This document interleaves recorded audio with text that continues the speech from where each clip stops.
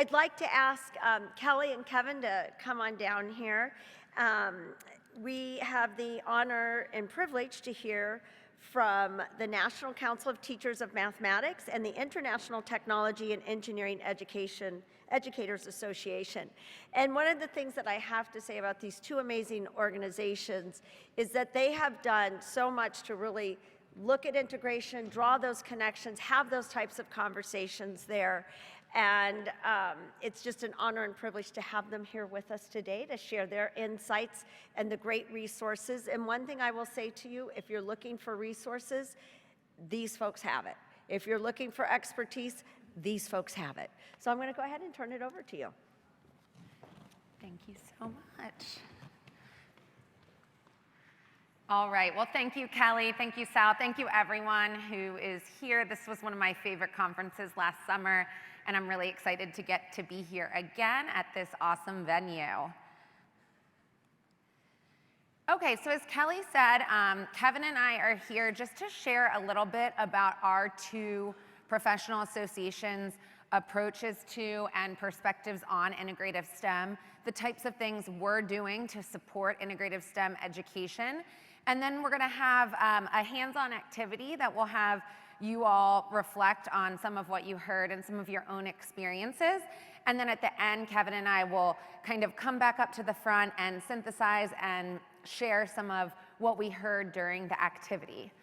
So to get started, I'm going to make sure that you all are aware of who ITEEA is and what we do.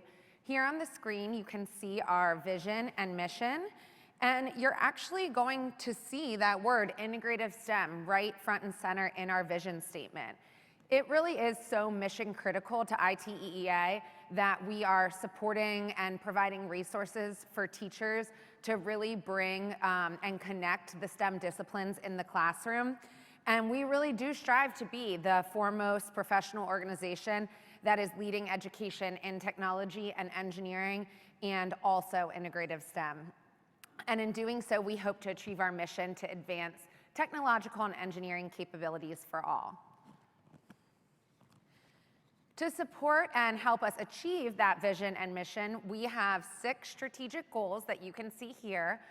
The strategic plan was actually just revised in June to add the 6th goal related to recruitment and retention. And our 5 goals prior to that that were already in place relate to membership, engagement, partnerships and collaboration, curriculum and professional development, and standards. So I'm going to talk a little bit more about some of those goals today, specifically curriculum and professional development and standards, because they really relate to all of our efforts in integrative STEM. But I also will be at the showcase this afternoon if you want to hear more about membership or anything else ITEEA does that I didn't get to dig into in today's little introduction. And as it relates to partnerships and collaboration, we're just so thrilled to be a partner with the STEM Leadership Alliance and with the National Council of Teachers of Mathematics and be able to work together on today's session. It really showcases how we're stronger together and how when we work together, we can really advance STEM more than we can on our own. So from ITEEA's perspective, first, let's talk about what is integrative STEM. Let's make sure we're kind of all on the same page with what that term means. And ITEEA, based on some research from 2012 and then refined in 2015, we adopted the definition that integrative STEM is the application of technological engineering design-based pedagogical approaches to intentionally teach content and practices of science and mathematics education through the content and practices of technology and engineering education. So it's really connecting the math and science disciplines with technology and engineering practices and content. And through that, we are able to really leverage those natural intersections, the intersections in content, also the intersections in educational environments and in different academic levels. And so ITEA's core beliefs as it relates to integrative STEM are first that STEM really is a unitary force And it has to be addressed effectively. It has to be done so in the individual disciplines, but also through connecting the disciplines. And this really aligns with the 3 principles you see on the right-hand side of the slide, which come from a paper published called STEM to the 4th Power, the Power of Collaboration for Change. And if you scan that QR code, it'll take you to the document STEM to the 4th Power. And those 3 principles emerge from that collaborative work and is really reflected in that first core belief that ITEEA has. ITEEA also believes that technology and engineering tend to traditionally be underrepresented in this disciplinary quartet. And you know, it's often because technology and engineering just aren't core to the curriculum in the same way math and science are, and they're often treated maybe as electives instead of required courses.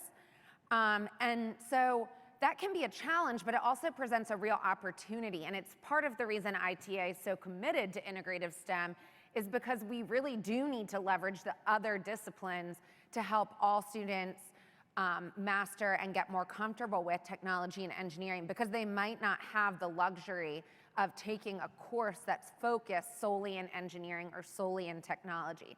So it presents a challenge, but also presents a strong opportunity there to collaborate with our math and science partners. And then to aid in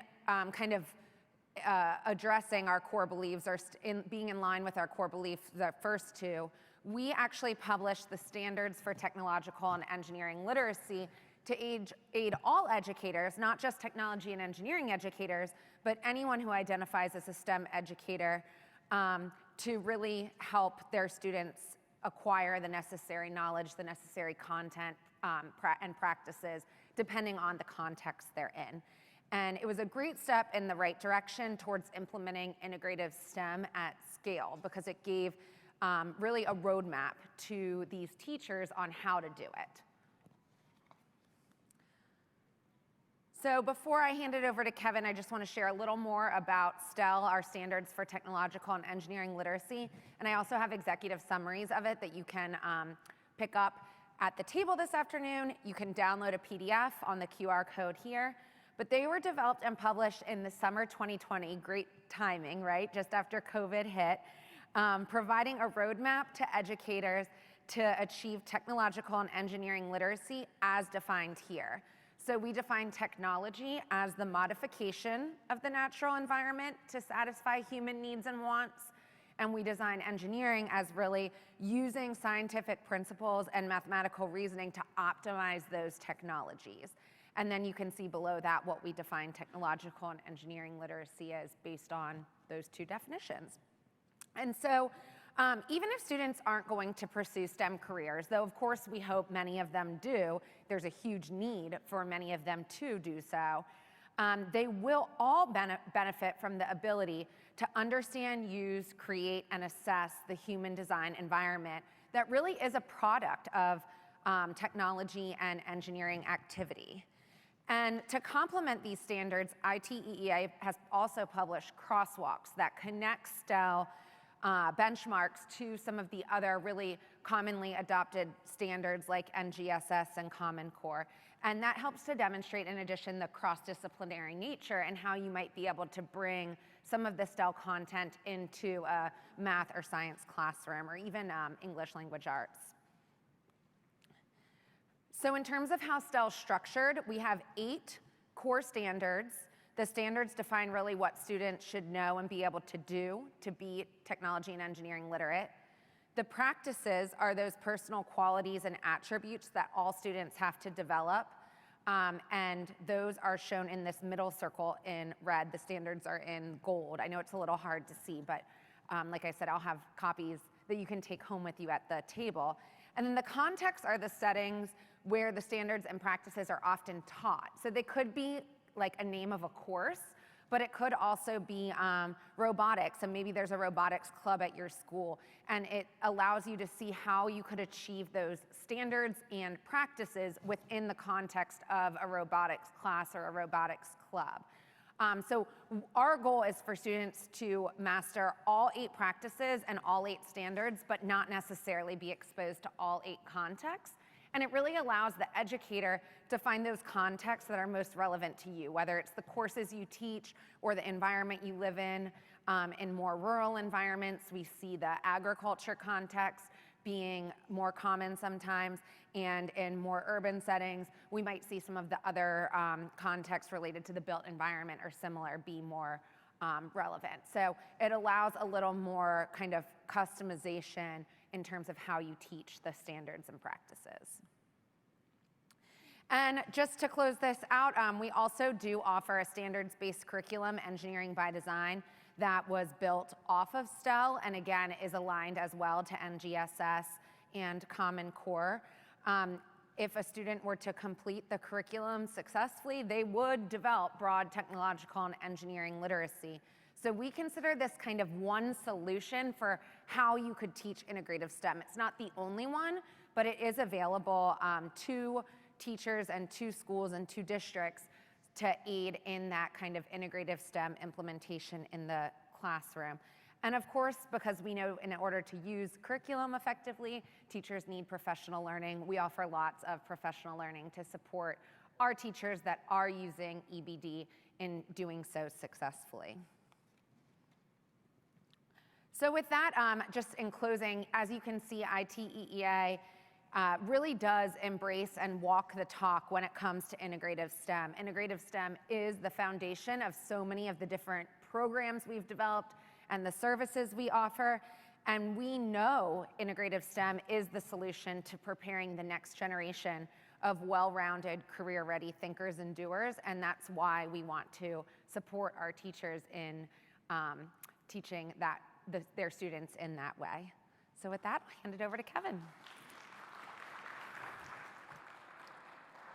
Thanks, Kelly. So I had the privilege of sharing a little bit about what is the National Council of Teachers of Mathematics. I'm the current president. Prior to this, I've taught 26 years of teaching 8th grade math in Southwest Michigan. And I always like to start with our mission statement. The part that always strikes me is that each and every student. What are we doing to meet the needs of every single student in the area of math? And I think this is where STEM comes in play.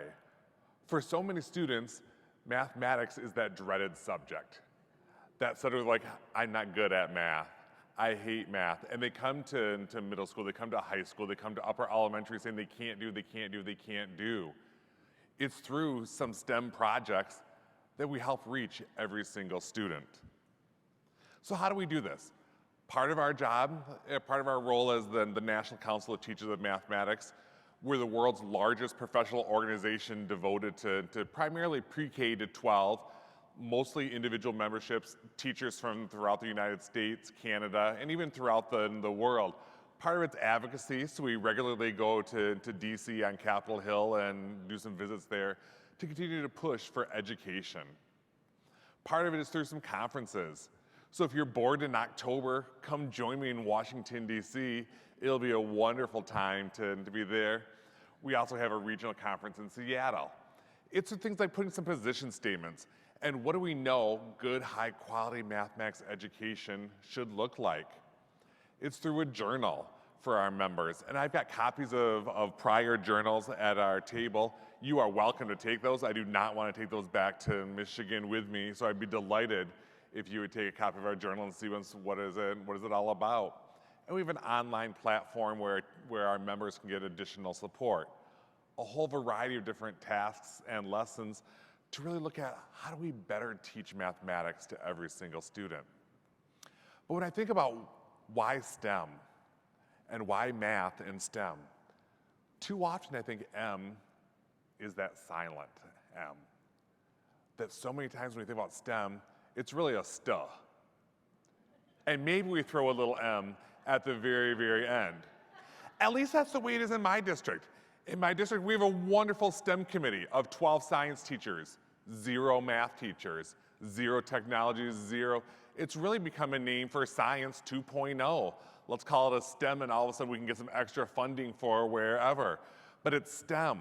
There's an S, a T, an E, and that silent M. And I would argue that M is not just, oh, I had my kids count, There's the M. I had my kids make a bar graph. There's the M. The M is a powerful M. It's not a silent M.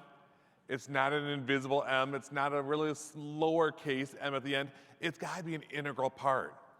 And one of the things that Kelly shared a little bit ago with the STEM to the fourth, and they had those 4 different ones. That first one, I don't know if you saw that first priority, all of the content areas are equally taught through those activities.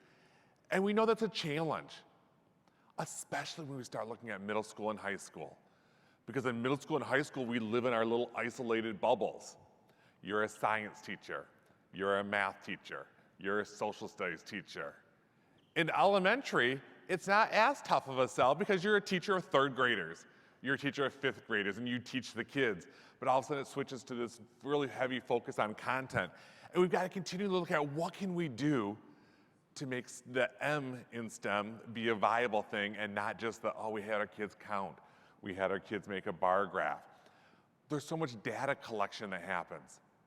Let's help our students see the data collection, the data analysis. That's all part of math. Yes, that's part of the science. Yes, that's part of the T, part of the E, but it's part of the M as well. So we recently, over the last few years, we've released a series of books called Catalyzing Change in High School Mathematics, Middle School Mathematics, and Early Childhood and Elementary Mathematics. And in there we look at what are some of those big systemic changes that need to happen. One of them is just looking at why. Why do we teach math? What's the role of math? And we argue in there. So often people say we need to get math to get a good job or for national security. Those are both very, very valuable things, but it's more than that. I want students to be able to understand and critique the world. That comes through STEM projects. That helps them realize, oh, yeah, the things I'm learning in class, I may never have to do that exact same thing ever again, but it's those thought processes, it's that ability to take what I'm doing, expand it, and generalize it through some of those STEM projects. The joy, the wonder, and beauty of mathematics. This screams out STEM. STEM, when I look at it, it's taking all of that, what the students may say is the boring stuff of math, and it's making it fun. We're giving opportunities for our students to experience how does math get played out in other things. And it's really all built around this notion of we need to build our students' positive mathematical identity. It is not good to have a society where math, where STEM-related careers are like, that's for the nerds, that's for some. It needs to be for every single student. So when I think about what do I mean when I'm talking about identity, it's that disposition, that deeply held belief that people have about their ability to perform in math. When my students do some STEM with an actual M in there, they start to realize, I'm capable of learning math. And when they feel like they're capable of learning math, when they feel like they're capable of learning science, when they're capable of learning technology skills and engineering skills and integrating them, they want to continue to go and progress along there. And that's when we start to develop a good STEM-related workforce. Not that our job as educators is just to get our kids ready for a STEM-related workforce, but we don't want our kids in school forever. We want them to be able to be college and career ready at some point in time. When I think about technology, NCTM's had a long, rich history of this notion of technology has to be a vital part. The education world is in an uproar right now about how do we use AI? And is AI part of the classroom? Is it not part of the classroom? And as math educators, we're saying, welcome to our world. We've been dealing with this notion for years when there's that thing called a calculator that's out there. Prior to the calculator, you had to learn all of those things and you had to learn all those calculations over and over and over again. We've already started to wrestle with that notion of how do you embrace that technology and how do you enhance the learning with that? And that's where STEM comes in play. It's not a technology where you're saying, let's have them quick type something. How are we using that technology to enhance their education? So we know we need to be proactive. We need to continue to look for those connections. It's important for groups like ITEEA, NCTM, NCTA or NSTA, our science teacher colleagues. It's important to join forces and to look at, are our messages the same? Because the worst thing that happens is each of the different professional organizations each have their own common isolated messages. We talk about STEM and the need to integrate, but there's that need for professional organizations to continue to work with each other with that. And that's why I was delighted to be able to come and work with Kelly today and doing a couple of different sessions there. So we want to switch and we want to give you a chance to take some of that stuff and we want to learn from you and then we'll share out. So we have 3 questions here. On your tables, there are some sticky notes as well. We would love for you to just jot down some ideas. We're going to give you 15 minutes, 10, 15 minutes somewhere in there. And then Kelly and I will do a synthesis of some of those things. So when you have your sticky notes, if you want to sort of put your answer to question 1 sort of over there, answer to question 2 sort of in the back, and maybe we'll do question 3 over there. You can go whatever order you want. If you want to go question 1, then question 2, question 3, but maybe at your table it's like, oh, you know what? I'm more passionate about question 3. Great. Don't feel like you need to address all 3 of these in the next 10 minutes. Address which ones are most passionate for yours, and we'll walk around, and then we'll come back and we'll synthesize what we saw and what we heard. You know, there's things like, there's so many jobs out there in the computer science.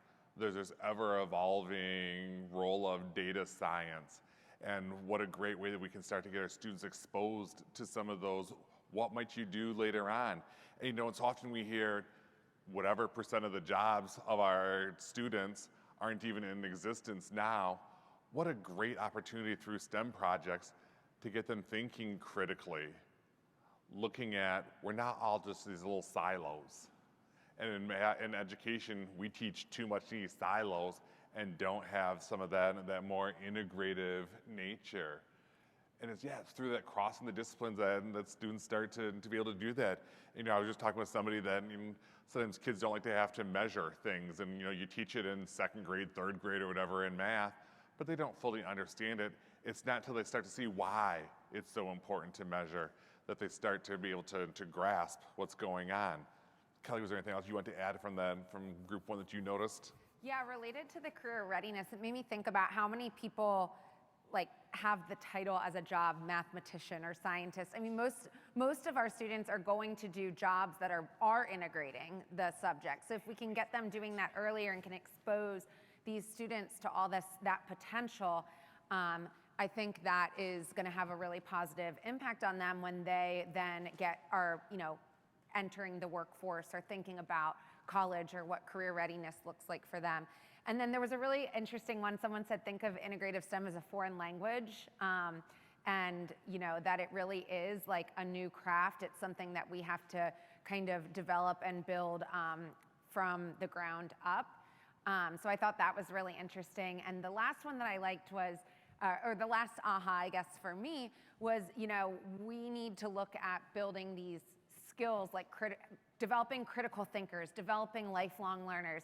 It's not just about that content or teaching the content. Through integrative STEM, we can really begin to foster some of that curiosity and that critical thinking that allows students to approach so many problems in different ways and through different perspectives and lenses. So I think it was cool to see what's exciting. Yeah, when we think about number 2, about what are some strategies, as I did a quick look, hands-on, hands-on, hands-on, projects, projects, projects. And I mean, I think every single one of those had those on there. And so often, I think that's where we need to have those STEM, because going back to that silent M, math class is that one that historically you sit and you listen to the teacher talk over and over and over again.